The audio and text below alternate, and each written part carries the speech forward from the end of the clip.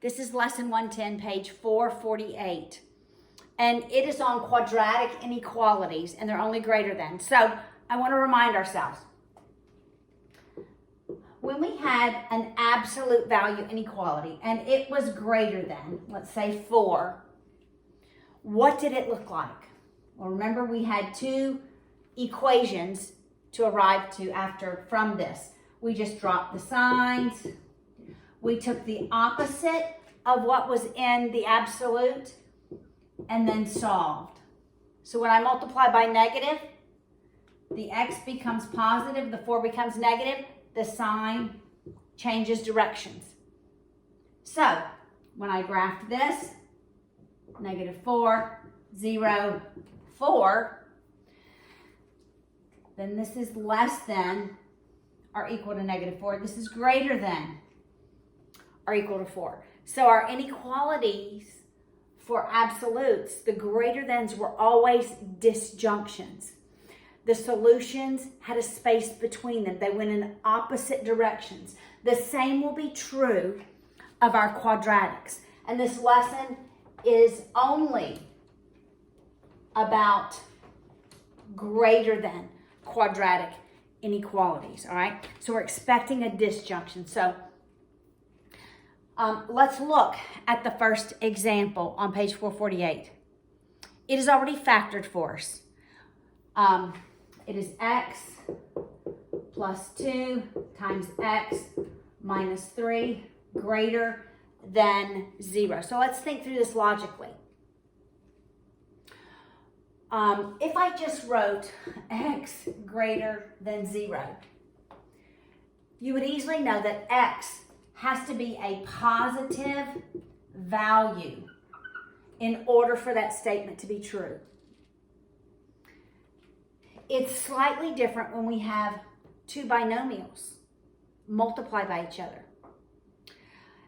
And what we must know about these binomials is if this is a positive value and this is a positive value, then we know that a positive times a positive is always going to be greater than 0.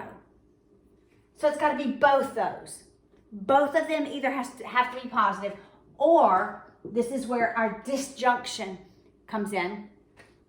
Or I could multiply two negative values and get a value that is positive, that is greater than 0.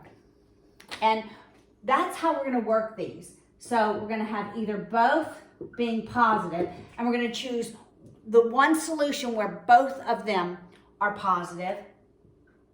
And then we're going to look at the disjunction of one of the solutions where they are both negative. But before we do that, I want us to look at some critical values, or the zeros of this, because the zeros are where we change from positives to negatives. All right? So it's really our roots, or our zeros. What are the roots? It's what makes this 0. So -2 would make this first term 0. 3 would make the second term 0. So I want to look at this on a number line. All right, -2, 0, 3.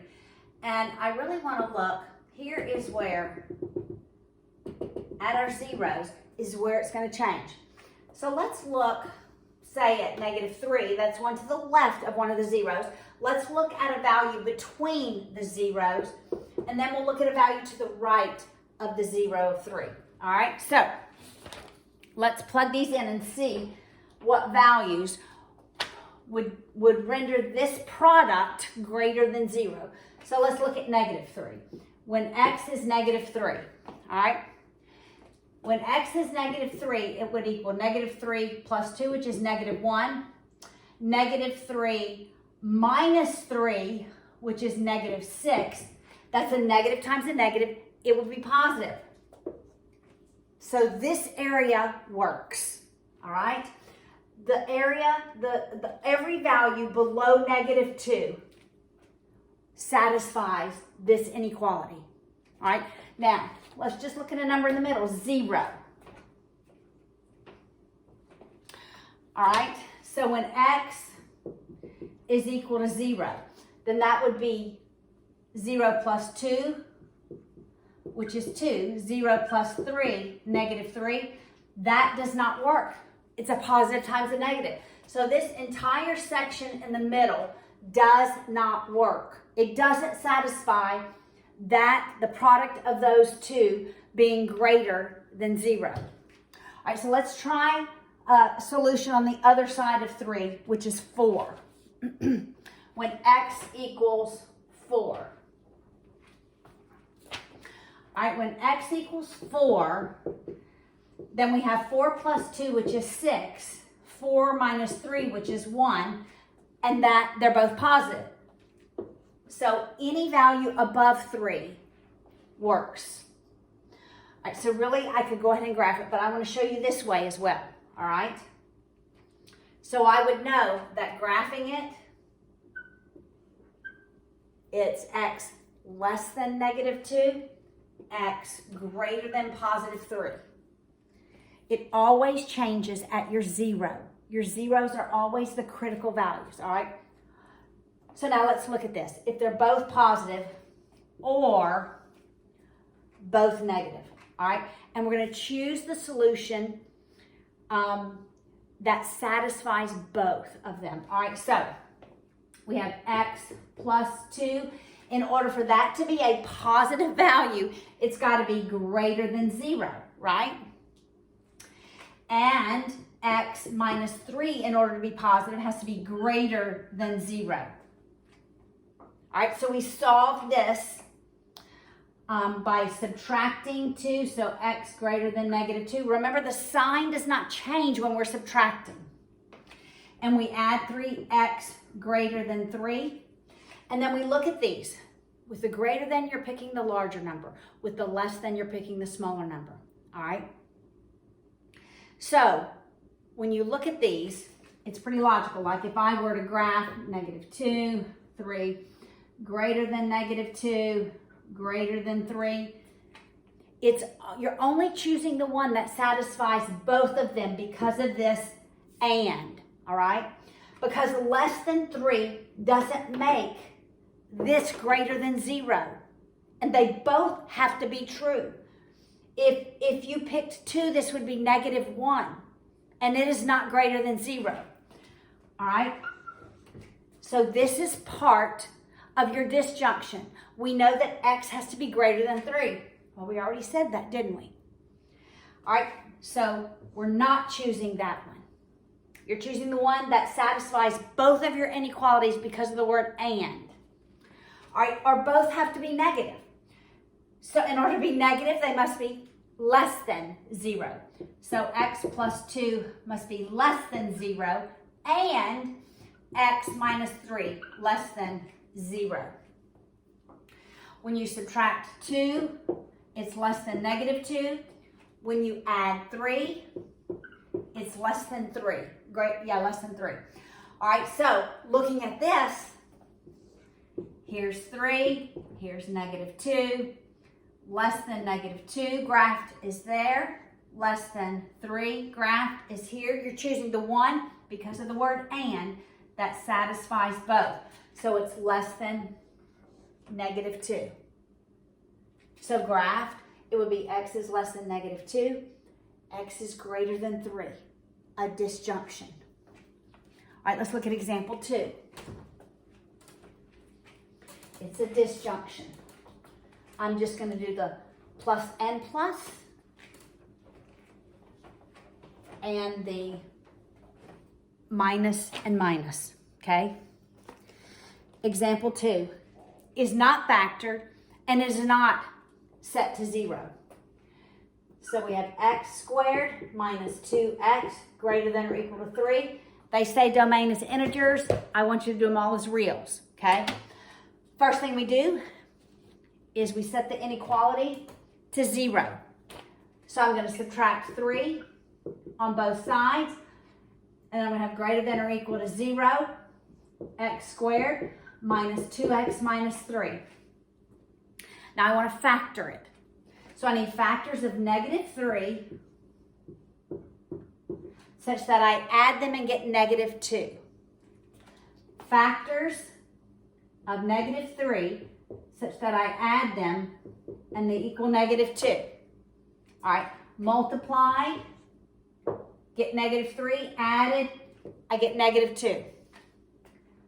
My first value is x, that's minus 3 plus 1. Because it's a greater than, I know it's going to be a disjunction. So, either both have to be plus or both have to be minus, negative. All right?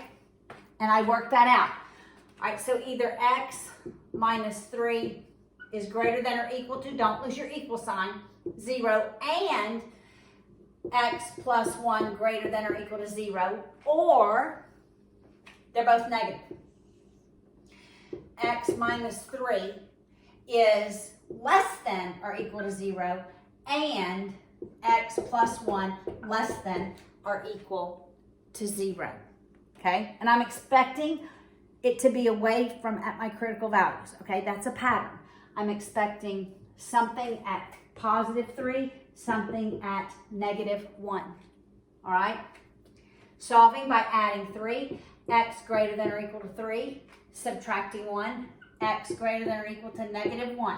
All right, so you look at the one that satisfies both.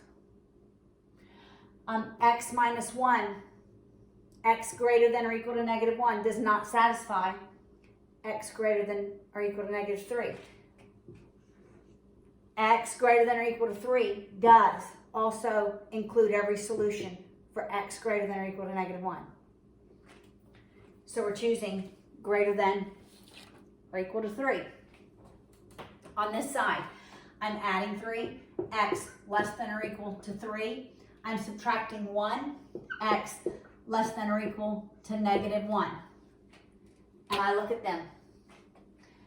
X less than or equal to negative 3 does not include every solution that's less than negative 1, right?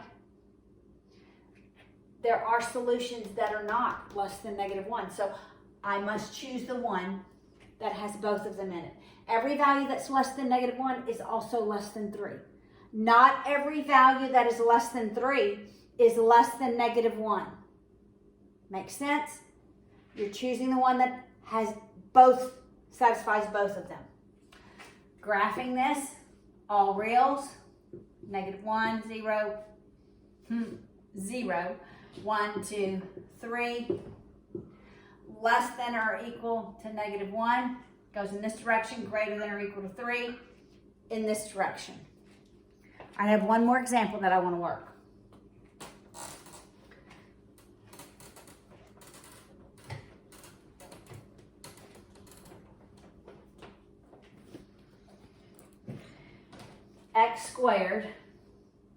X squared plus 18 greater than or equal to 11x. All right, first it has to be in standard form, set to 0. So I'm subtracting the 11x. So it's x squared minus 11x plus 18 greater than or equal to 0. Now I'm looking for factors of 18 such that I add them and get negative 11.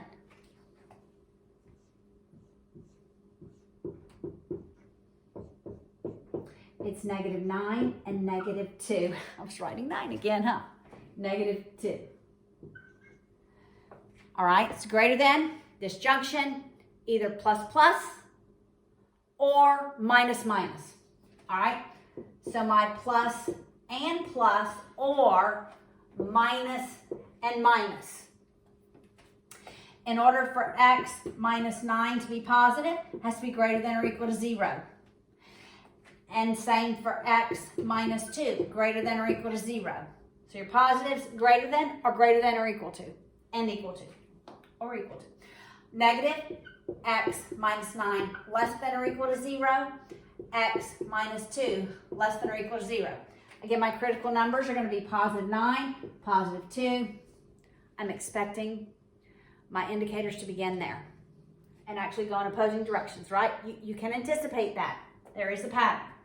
Adding 9, x greater than or equal to 9, adding 2, x greater than or equal to 2. There are some numbers that are greater than or equal to 2 that are not greater than or equal to 9, like 3. But every number that is greater than or equal to 9 is also greater than or equal to 2. So that's the one I choose. Solving for x by adding 9, less than or equal to 9, less than or equal to 2. Then I ask myself which one satisfies both. Well, there are some values that are less than or equal to 9 that are not less than or equal to 2, like 7. So this is not it. I choose less than or equal to 2. Graphing that, here's 9, 8, 7, 6, 5, 4, 3, 2. All right, less than or equal to 2 is here. Greater than or equal to 9 is here. Greater than's, disjunction, your critical values where your indicators begin are always going to be your zeros.